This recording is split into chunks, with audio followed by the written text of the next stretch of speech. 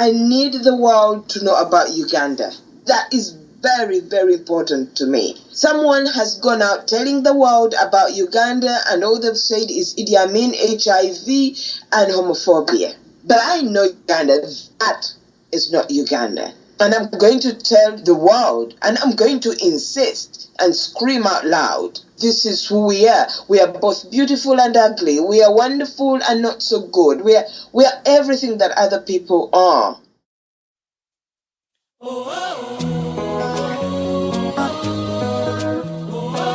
Hello and welcome to the Ndini Podcast. I'm Sandra Chuma. Every week, I'm bringing you conversations with bold, inspiring, trailblazing, and influential women of African descent. These are women from all walks of life, women who are entrepreneurs, artists, social activists, athletes. Each one of them, in their own way, is changing the narrative on what it means to be an African woman. They'll be telling us about their journeys and sharing their secrets to success. And I hope that by hearing their inspiring stories, you will be inspired. Hey, Jennifer, the reason we're talking is because I'm interested in what's going on in your world. And I know you just had a big win in your world. Why don't we start with that and you tell me about your recent big win and what that was and what it meant? You mean the Wyndham Prize? And the Wyndham Prize. But you know what? I'm remiss because I know who you are, but our audience doesn't necessarily know who you are. So before we even talk about the Wyndham Prize, why don't we talk about who you are? Please introduce yourself. Tell me who you are and what it is you do. Okay. My name is Jennifer Nansubuga Makumbi, and I'm an author. I am a Ugandan author, and I write fiction, both short stories and novels. And my first novel is called Kintu, but I've also published a few short stories. And next year I'll put out a collection of short stories set in Britain, about Ugandans living in Britain. Now, I'm intrigued to hear about that, but let's park that for a moment and let's talk about the book, the novel that you recently published. So tell me again what the title is and give us a synopsis of what the story is about. Okay, the title is Kintu. And for anybody to understand what Kintu is you must know that in Uganda oral traditions, the first man on earth was called Kintu. So while the West has Adam, in Uganda we have Kintu. So that's where the title comes from. And it's about a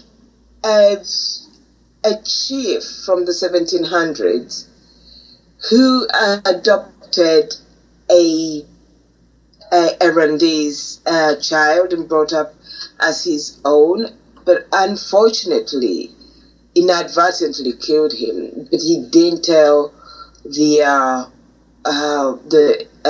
biological father, who then, when he found out, cast the chief and all his descendants. So the book starts in 2014 with his descendants, and we follow 4 of his descendants, their misfortunes. And how long, first of all, how did the idea come to you for this book? Because I know from everything that I've read that, as you just explained, it spans multiple generations. So where did the idea come from for this book? Well, initially, it came from my father's mental health problems. My dad had schizophrenia, and we thought that it started because he was once brutalized by Idi Amin's men, and soon after he lost his mind, and we thought that was the reason. The one time when we had gathered as a clan, I met some people who said that, we also have people with mental health problems in our branch of the clan. So it runs in the family and it's a curse and blah, blah, blah. So at that point I started to worry, that anxiety that it's hereditary and whatever. So I think in the beginning, the story was about me working through my anxieties, But then I traveled to Britain to study creative writing, and I started to see how Africa was presented in the media here as a place of madness. And I thought, okay, I moved away from my father to Africa and to Uganda as these places of madness. So that's where the novel came from.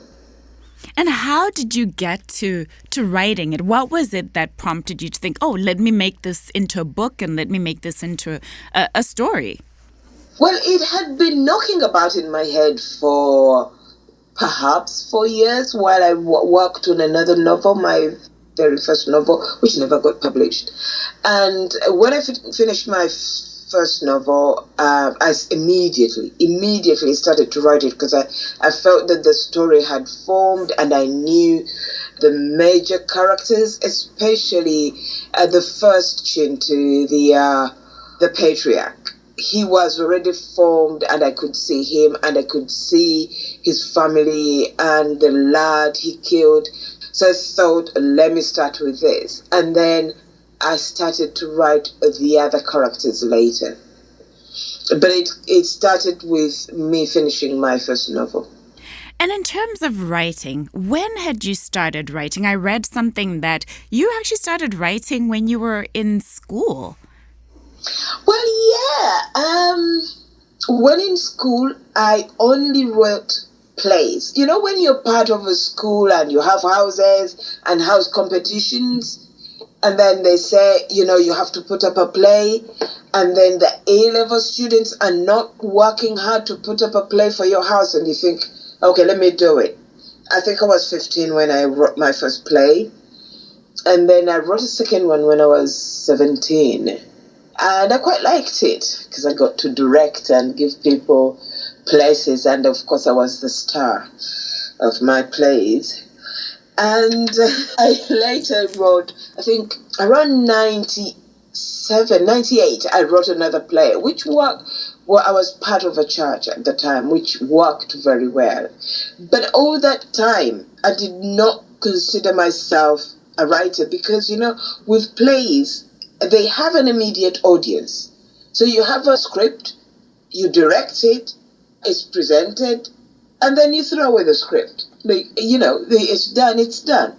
So I didn't consider myself an author at that time, or that I would write. But I was writing diaries, and I was writing them in poetry form.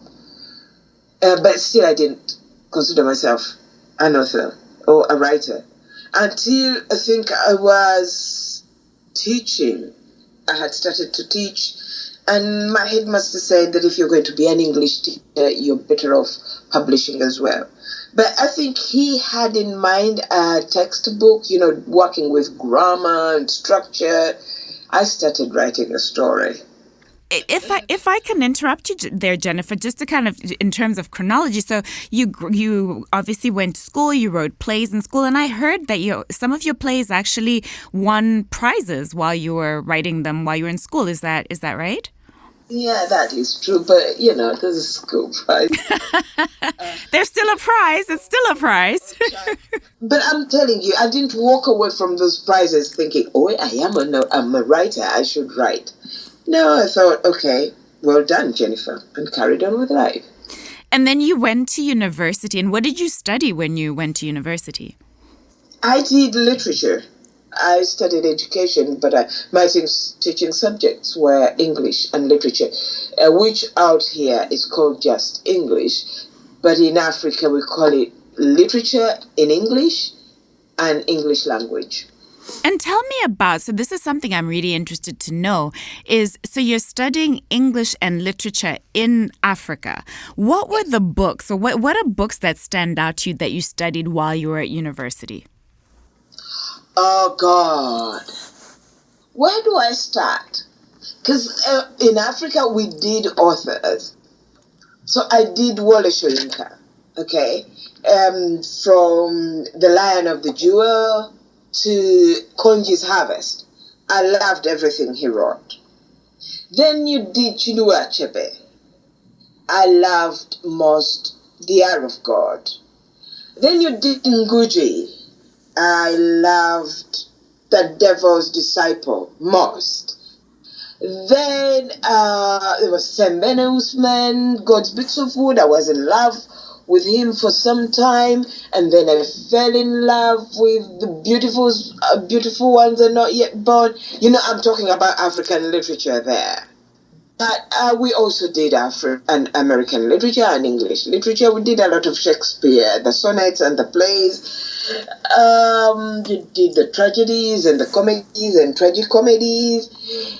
Then you did the Genosins and the Bronte sisters, and oh my God, it's very hard to tell you what I loved most. But I can tell you I loved African literature most. And what was it? Like, what was it that you loved most about African literature? It was real. I grew up reading Western writing because I was a reader right from childhood. I mean, I just guzzled things of books. But most of it seemed to be imaginary. Like I just pulled these characters out of the sky. They're not real. And then came in, things fall apart. Oh my God. And I knew an Okonkwo, I knew an Ikemefuna, I knew, even though this is a Nigerian novel, but it was so real. It was too real, and I hated it for that when I was a child.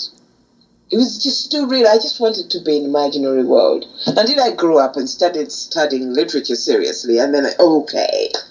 So, Western literature tended to present bad people as really, really bad and good people as really, really good. And I could never identify with them. But then came Okonkwo. He was a bad person, but he wasn't really a bad person. I related to that in such a way it hurt. That's why.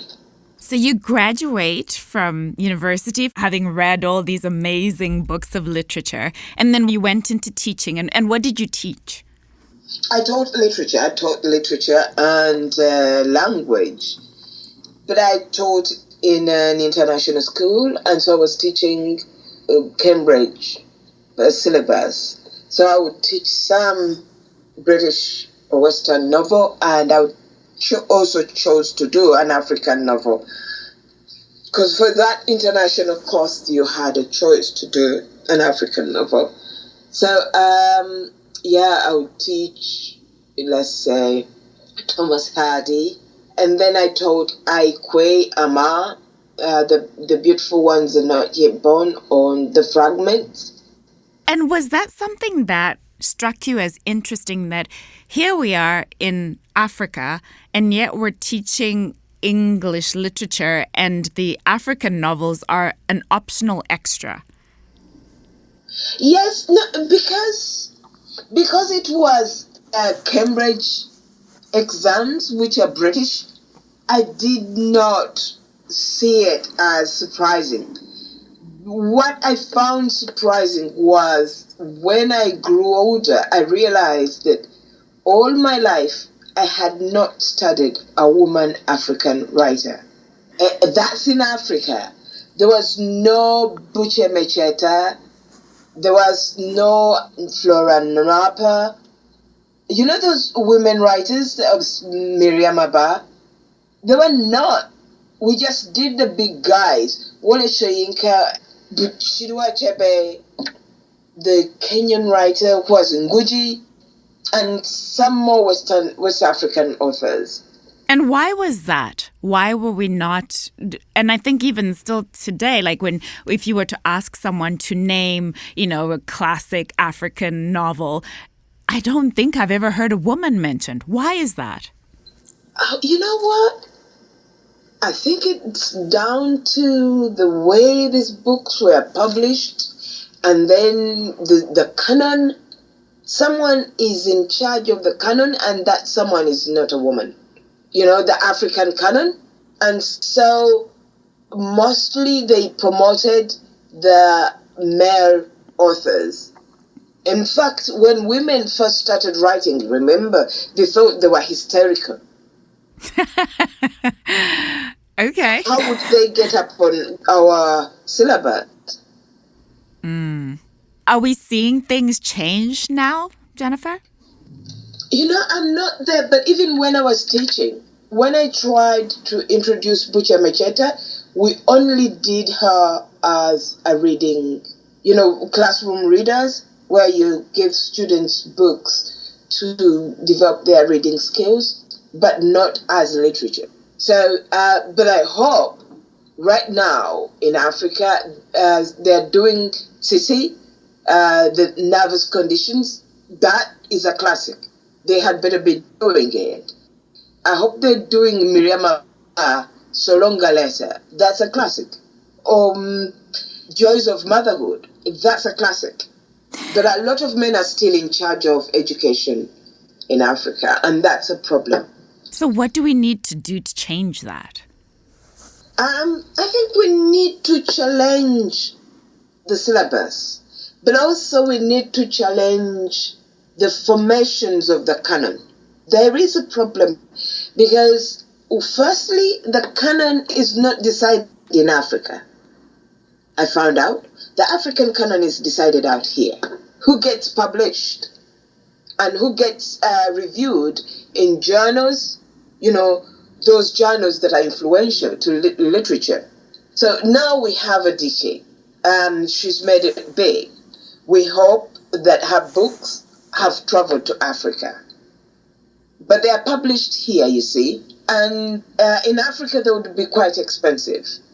So it seems like most teachers would rather fall back on the old books that they've been teaching. Those are being published cheaply in Africa. Right. Let's talk about your journey to being published then. If we go back to your book, Kintu, can you tell me, first of all, how long did it take you to write that book? It took me a long time because I started writing it in 2003 and it got published in 2014. So that was around 10 years. But not all the 10 years was I writing. I actually wrote for 4.5 years. But even the time that I was not writing, I was thinking about it, I was talking about it, and I was doing research. So the actual writing was 4.5 years, but it lasted 10 years. And then how did you get it from being, okay, I've written this book now, this is 10 years of my life, now I'm ready to publish it. What was the next step? Well, just as I finished, Kwani put out a call for unpublished manuscripts. Now tell us, for anybody who doesn't know what Kwani is, can you explain what Kwani is? Now, Kwani was an outfit that somebody called Binyavanga Wainaina came up with. Binyavanga is an author, is a Kenyan author who won the Cain Prize and was given, was it £10,000 or £15,000? And he went home and started what we call an outfit, Kwani Trust, where he invites authors and poets and playwrights to perform. He just created space where Kenyan writers performed. But then it grew bigger, and they started to publish magazines and little booklets. And then he said to his friends, for an African author to get published is like winning an award. So why would we just award authors that have been published? Why don't we start or run a manuscript project? So they applied for funding from, I think, the European Union and got it. And then put out a call for unpublished manuscripts. I had just finished and I sent mine in. And it won the prize. And part of the prize was to get published. So they published it in Kenya. But perhaps the biggest prize was that I got one of the top editors to edit my novel. And so it was published in Kenya. And this is a question actually about how perhaps the publishing industry works on the African continent. So was it published just in Kenya and not in other countries on the continent? Yes, it was published just in Kenya. And after it won the prize, I thought, oh, it's going to get noticed in Europe and in America, and no one was interested. The following year, I won the Commonwealth Prize, and that was both the African leg of the Commonwealth Prize and the overall. And I thought, okay, this time the world is going to notice. They didn't. They were not interested in publishing Kintu.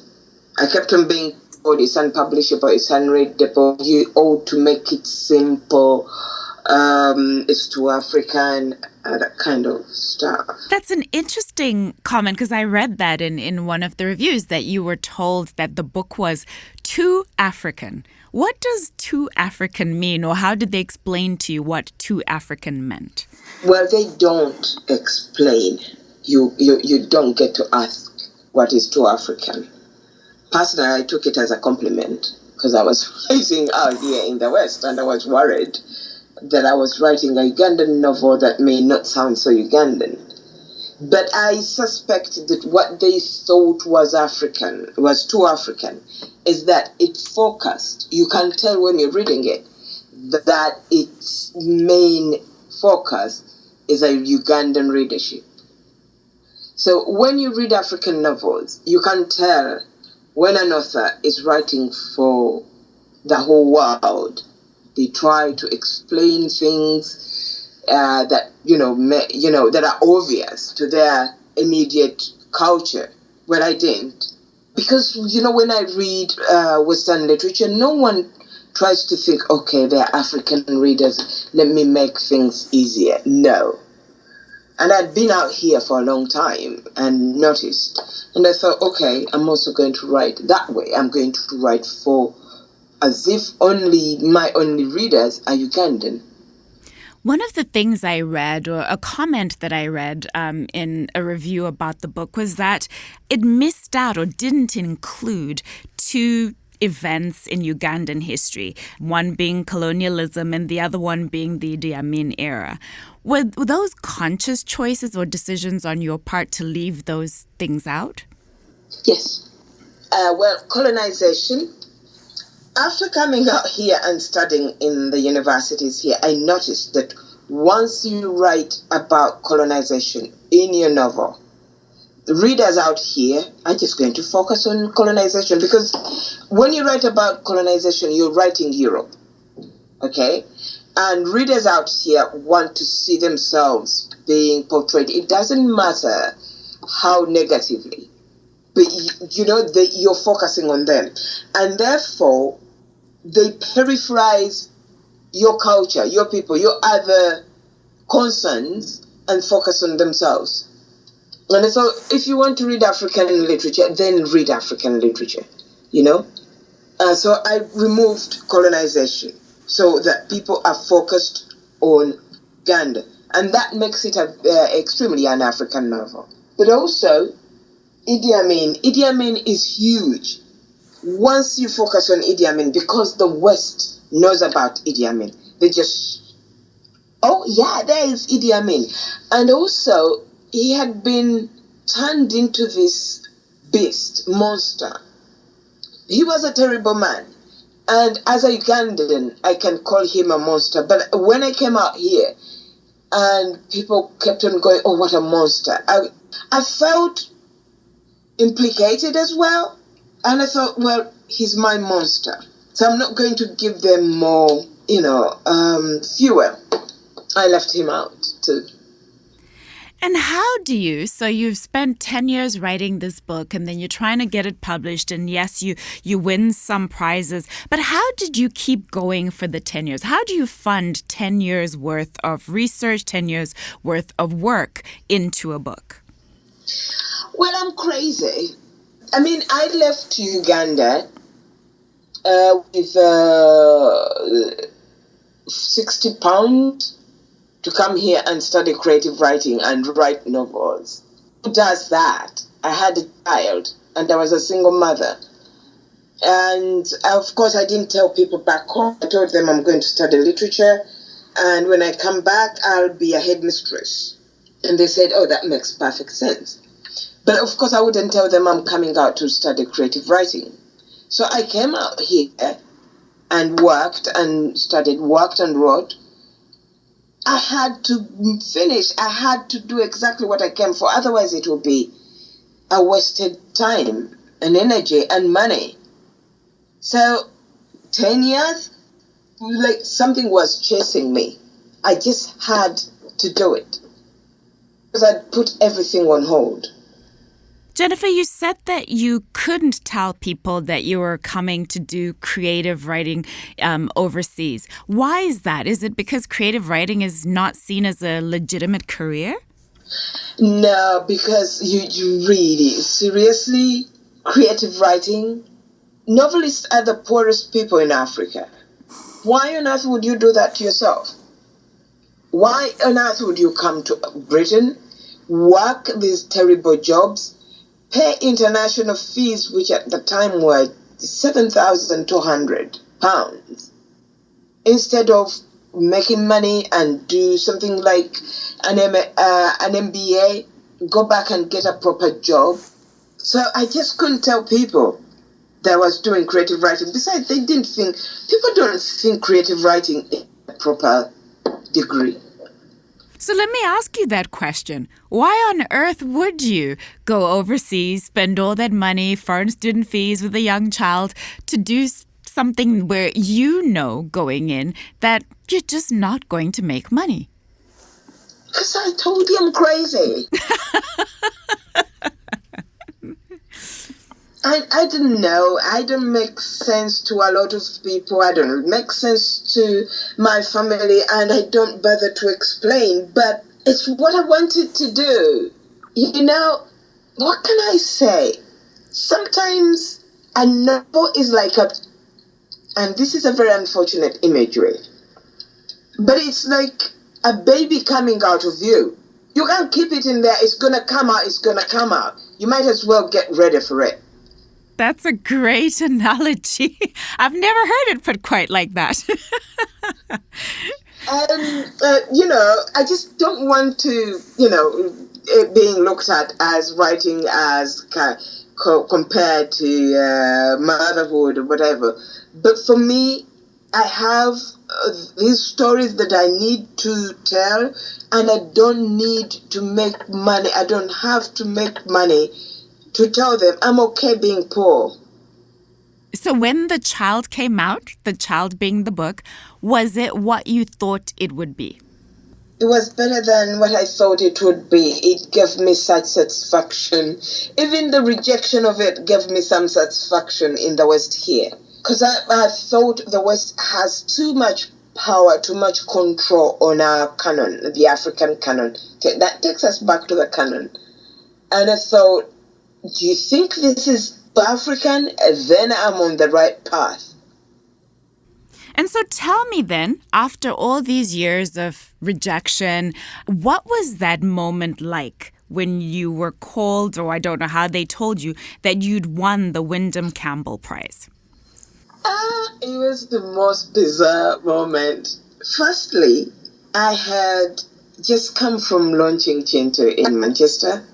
Just literally, we walked out and we sat in a taxi.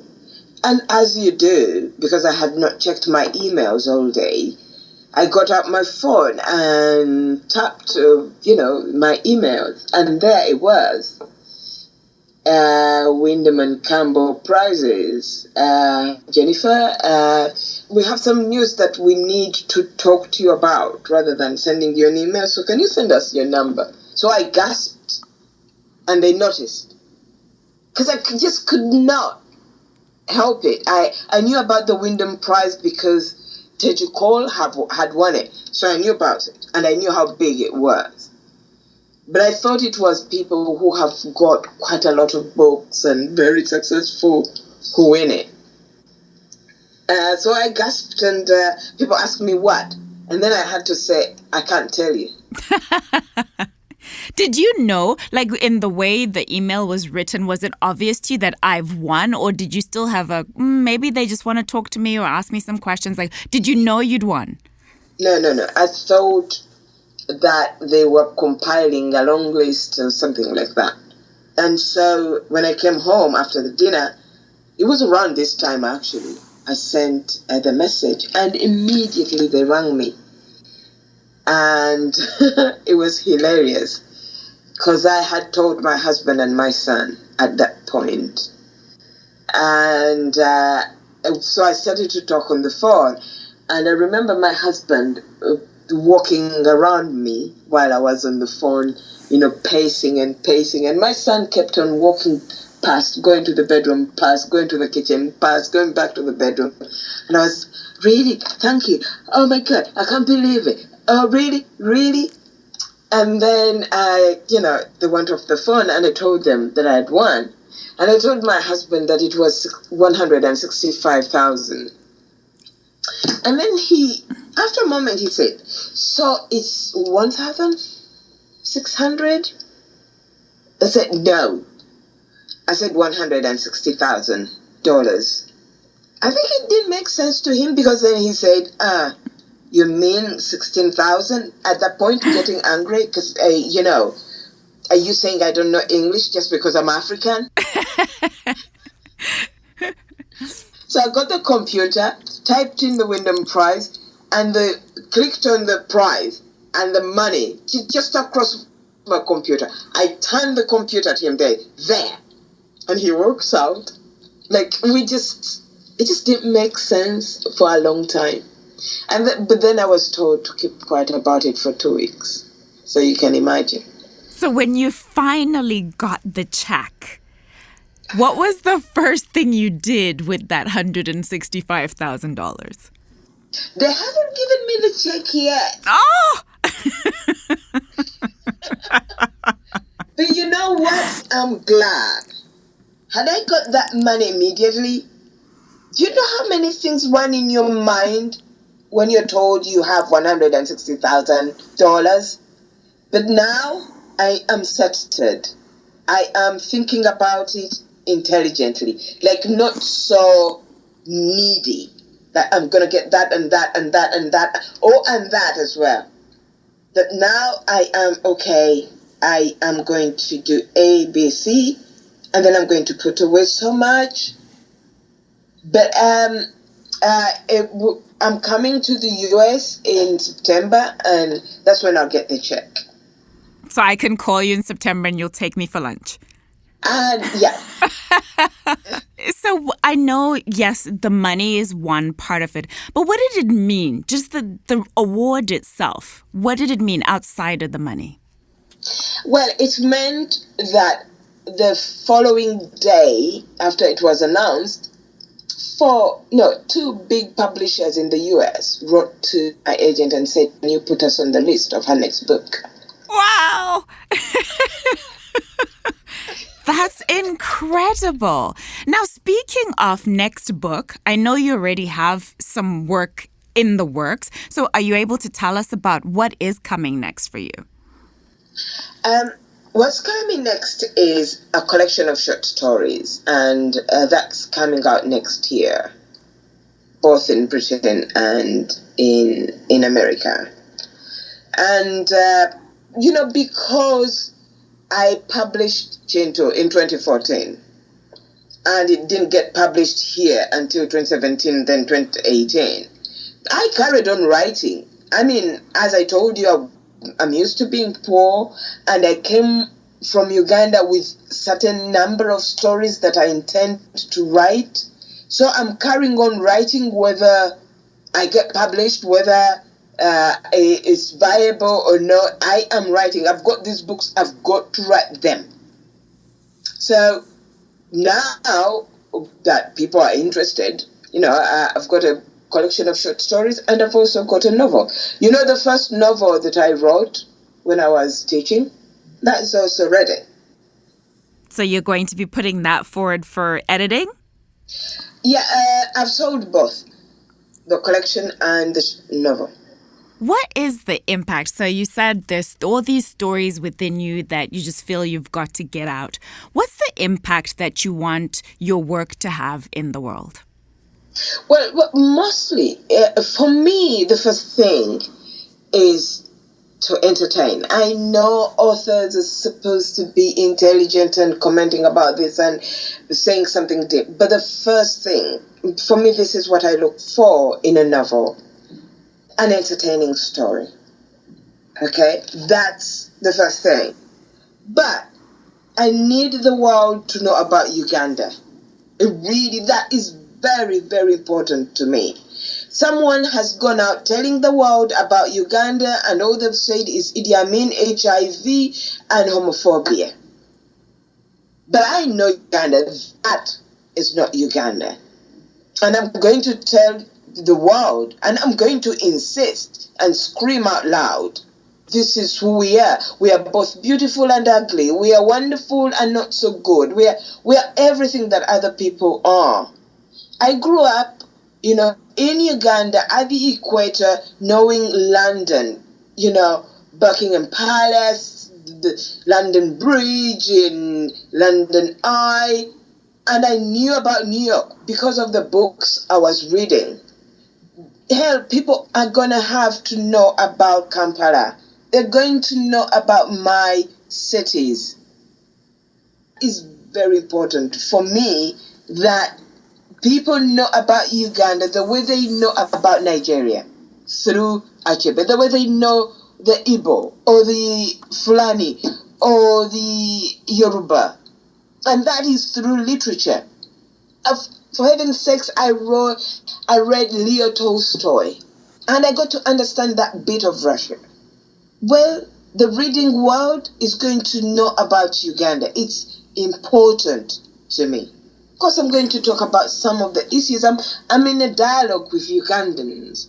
So this wave of Christianity that is blowing all over Africa, and with the concomitant, problems that come with it, homophobia, problems with women dressing, the way women are treated. Those are also important issues to me. And how have your books been received in Uganda and in Africa in general? In Uganda, because first of all, the first book was Kintu, and everybody knows Kintu. The minute they said this is Kintu, they knew where that book was going. They knew what to expect. But most of them, what they kept on saying was they could not believe they were reading about characters whom they knew, whom some of them were part of their families, the places they lived, the history they didn't know, but it was also international at the time. The Ugandans just could not believe it, and I thought I was the only one. It was so well received, I couldn't believe it. Both in Uganda and in Kenya. And I was surprised with Nigeria as well, and in South Africa. I was so happy the way Africans took to it, because they reviewed it, they wrote about it. That's how my American publisher got to know about it, through Africans talking about it. And I kept on thinking that that's how my books should travel, first to Africa and then to the rest of the world. But, it doesn't work like that. Jennifer, what's your biggest dream for yourself? To finish all the novels that I set out to write. That will be a dream come true. I think I will have done what I came to do on earth. Just completing those novels and getting them published. That's my biggest dream. And what are you most grateful for right now? I have a computer and a space to write. And what I write, there is a market, an audience out there that is interested. God, I'm so lucky, you have no idea. That when I'm writing, I know that there's someone out there who knows about me as Jennifer Makumbi, and they would like to read what I write. God, I am so lucky. so ridiculously lucky, because I know what it feels to write when no one knows about you. And what advice would you give to a young African woman who's reading your work, who's hearing of you and the work that you're doing, and they have aspirations to be a writer? What advice would you give them? The first thing is to read a lot. Just read and read and read and read. That's the best way to learn about books. And then write, but don't write in isolation. Send out your writing to writing groups and hear what people have to say. And always listen to people saying the not so wonderful things about your writing. That's how you develop your writing. It's wonderful to be told that your work is really, really good. Then you know I should be writing. But listen a lot to critical conversations. It's very important. Once you learn to take criticism that you didn't expect, then you're developing, you're maturing as a writer. And then, as I said, there are probably young women in Africa, across the world, who are looking at you, who are inspired by you and your work. Who are some women who inspire you? Okay. The very first one is my aunt. She's called Catherine Makumbi. She brought me up. She was a tough woman. She brought us up, I think, around 7 children on her own. And she used to say to us, whenever she sent us to school, she would say, you know what? Imagine I am a herdsman and you're all my cows, and I take you to the river to drink water. Some of you will drink a lot. Some of you will smell the water and just walk away. Some of you, I'll have to push you away from the river because you can't stop drinking. That's entirely up to you. I'll never forget that. And then I Sisi Ndangarembuga, who wrote Nervous Condition. She's my fellow Zimbabwean girl. Oh, isn't she? Oh, you guys, you Zimbabweans, you have wonderful girls, don't you? We've got quite a few, yes. Because my editor was Ella Wakatama Offer. That's the one. When I was told she's going to edit me, it was like I had won another award. God, she's fantastic.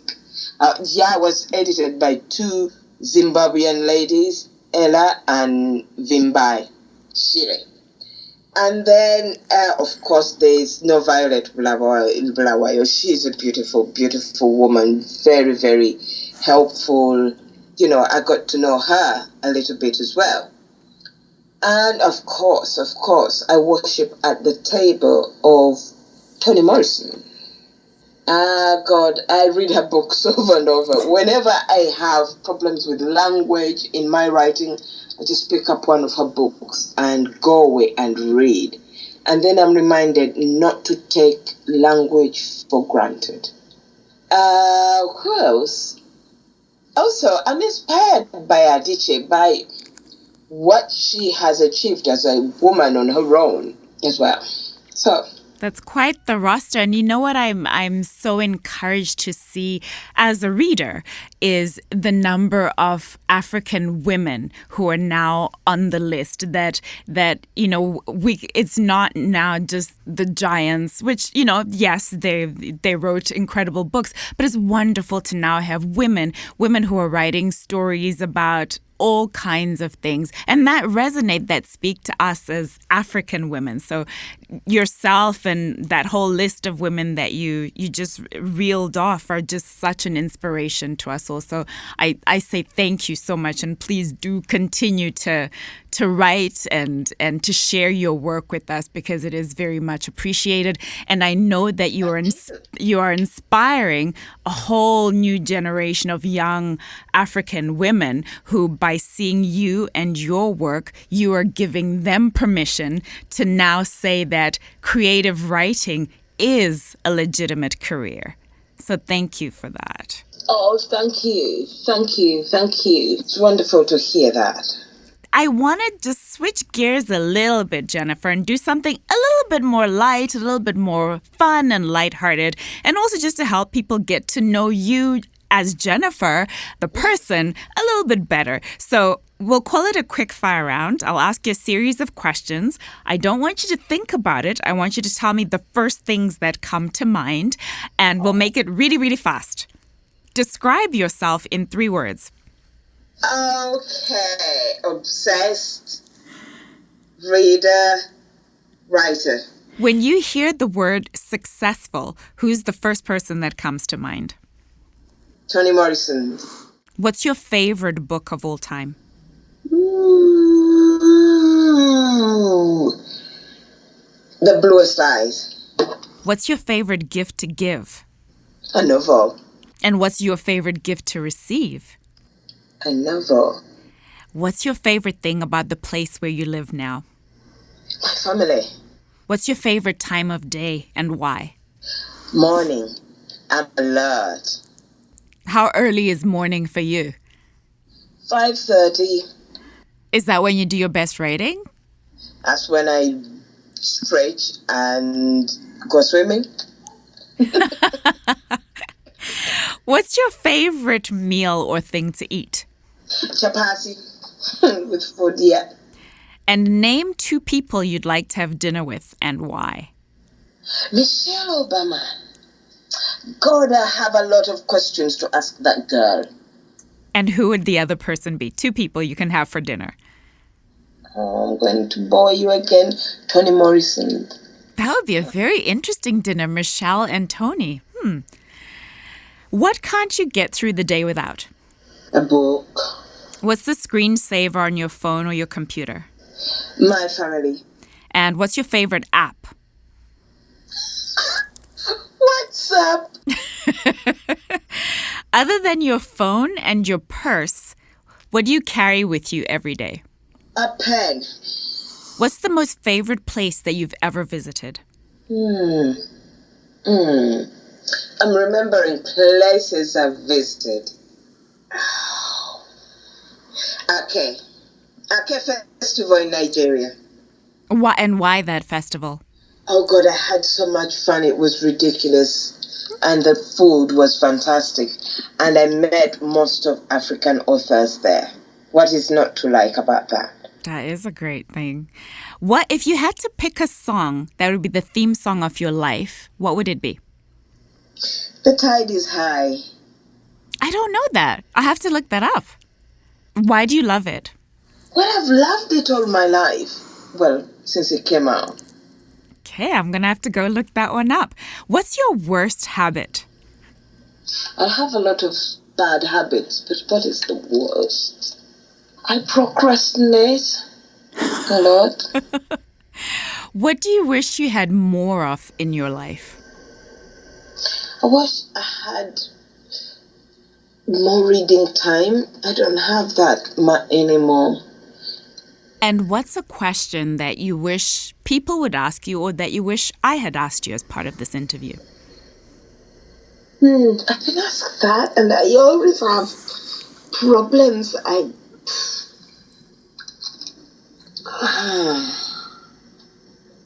I'll save that question and I'll let you think about that one. And so when one day when I meet you in person, you can tell me what that question is that I should have asked you. Yeah, don't hold your breath.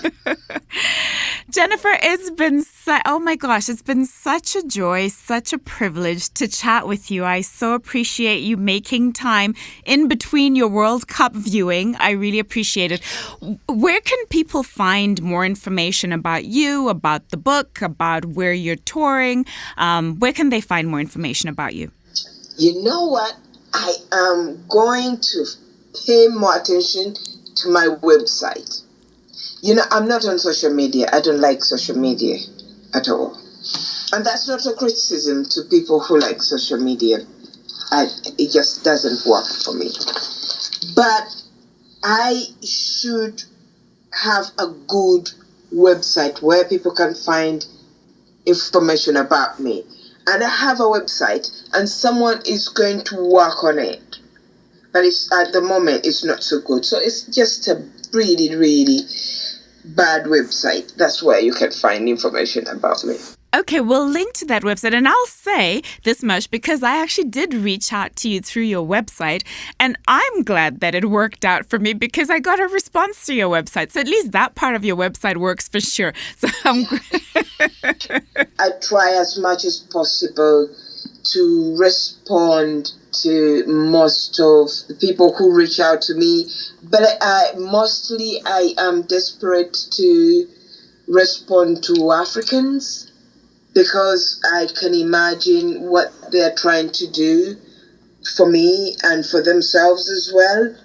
And for I am aware of what is going on in Africa at the moment. There's this reaching out from everywhere to get to everywhere. Like Africa wants to be in touch with the rest of Africa, with everyone in Africa. So you thanking me for doing this, I think I am lucky you got in touch with me. Oh, thank you, Jennifer. I'm so grateful for the opportunity to share about you, about the work that you're doing, about the book. And as an African woman, I am so incredibly proud of what you have achieved and your resilience and your persistence.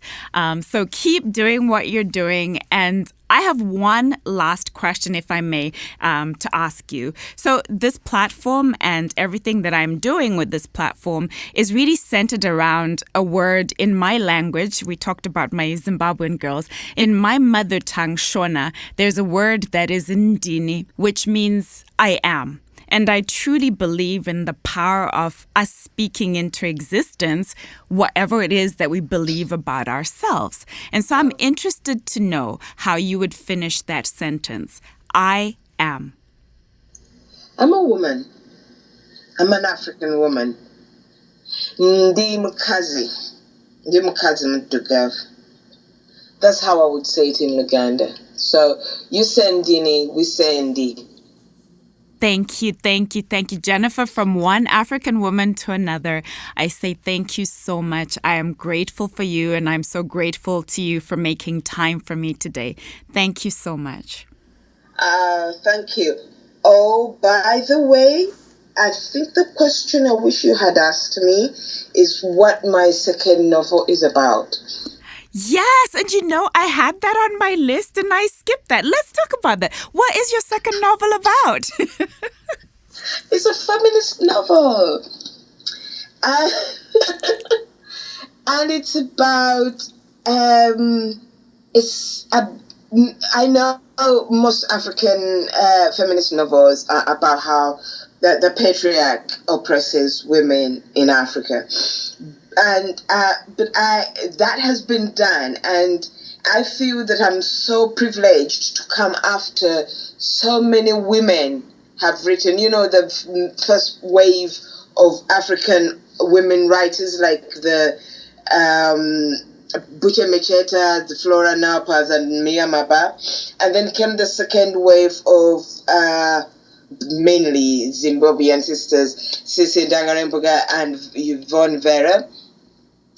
And then there's the new wave. So it's like I'm collecting all those books they've written, sitting on top of the pile, cross my legs and say, okay, what do I look back at?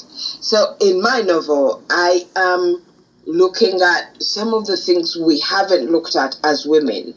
We haven't looked at the men that have inadvertently or advertently promoted feminism, and those tend to be our brothers and our fathers, rarely our husbands, and our sons. But I'm also looking at Uganda women who have been against feminism, and I'm looking at what is it that they haven't understood, what is that pushes them to, turn against feminism. And I've found that in my culture, there are women who are men in certain circumstances. So I am looking at those aspects, and I'm looking at the way class and our classes within Africa, the working class and middle classes, are working against feminism.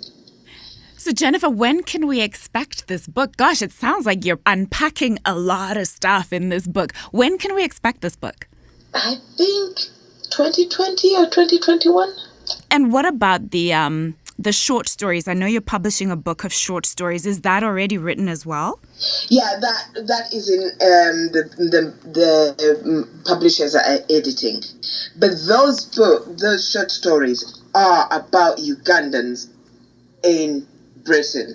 You know when you get together as Zimbabweans and you meet together wherever you were, whether you're in Canada or in the US or in Britain, we do the same and then we gossip. Can you imagine? No, we don't. Anyway, but seriously, I'm writing about family. How immigrating has, it shapes or how it affects the Ugandan family structure. Like you have father, mother, children, and they all have their places in the family in Uganda. And then you come to Britain, and Britain tells you that if you divorce your wife, the wife takes your children. But in Uganda, children belong to the men, period. Women don't own their children. I'm going to be so excited to read this book because it just sounds, and like you say, you're writing things that will resonate. These are things that any one of us who's come from an African country and moved, be it to the United States, be it to England, these are all things that in some shape or form will resonate with us. So I'm excited to read this book. Because I've been reading a lot of immigration writing, and none of them has talked about what I saw, what I went through, what I heard. None of them. So mine is just really, really, things you went through, arriving in London and getting lost on the underground. But, that kind of thing. But seriously, I've written it with collection like a novel. So we start with a prologue of a story that is set in 2015. And then you go back to the 1950s when the first Ugandan arrives in Manchester. And you see how Manchester and the people and the society relates to him. And then you go to the 80s and you see how Ugandans then, relate to Manchester and how Manchester relates to them. And you come to up to 2018 and it is crazy. I mean, I just went to town. I'm so excited to read this book. I cannot wait. Jennifer, it's been, my gosh, such a joy, such a privilege, such an honor to speak to you. I wish you continued success. I wish you many, many, many, many more awards, many more checks that actually come. When my short stories come out, we will have this conversation. But mostly when my feminist novel comes out, you will say, can we have this conversation again? And you know what I hope for our next conversation, Jennifer? Because I feel there's such a richness to being in person. My hope, and I'm putting it out to the universe, that when your next big thing happens, when the books come out, that we'll actually be able to do an in-person, on-camera interview, because I think that would be fantastic to have this conversation in person. Indeed, that would be wonderful. I will keep in touch, Jennifer. Thank you so very much for making time today. Thank you. I've enjoyed having a chat with you. Thanks. Best wishes for the future. Thanks, Jennifer. Bye-bye. Thank you. Bye.